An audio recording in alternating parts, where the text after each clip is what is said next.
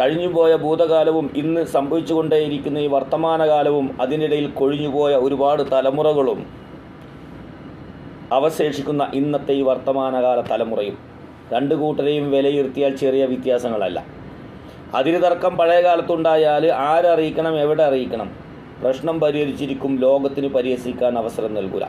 ഒരു ജ്യേഷ്ഠാനുജ കുടുംബങ്ങൾ പ്രശ്നമുണ്ടായാൽ ലോകത്തിന് പരിഹസിക്കാൻ അവസരമുണ്ടാവില്ല, വേണ്ടപ്പെട്ടവരിടപെട്ട് അത് പരിഹരിച്ചിരിക്കും. ഒരാണും പെണ്ണും പ്രശ്നമുണ്ടായാൽ അത് എവിടെ അറിയിക്കണം, ആരെ അറിയിക്കണം, എങ്ങനെ പരിഹരിക്കണം, അതങ്ങനെ പരിഹരിച്ചിരിക്കും, ലോകത്തിന് പച്ചയായി തിന്നാൻ കൊടുക്കില്ല. ഇന്നങ്ങനല്ല. ഇന്നത്തെ ഈ കാലഘട്ടം എന്ന് പറയുന്നത് ഭാര്യ തെറ്റിക്കഴിഞ്ഞാൽ ഭർത്താവിന് ബെഡ്റൂം മുതൽ ജീവിതത്തിലെ സകല മേഖലകളിലുള്ള കാര്യങ്ങൾ നാണവും മാനവും ഇല്ലാതെ ലോകത്തിൽ ഒരു പരിചയമില്ലാത്ത മനുഷ്യരെ തീറ്റിച്ചെങ്കിൽ അവർക്ക് സമാധാനമുള്ളൂ. ഭാര്യയോട് പിണക്കുണ്ടായാലും ഇതേ രീതി. അങ്ങനെ ഒരു പ്രത്യേകതരം നാറിയ തലമുറയായി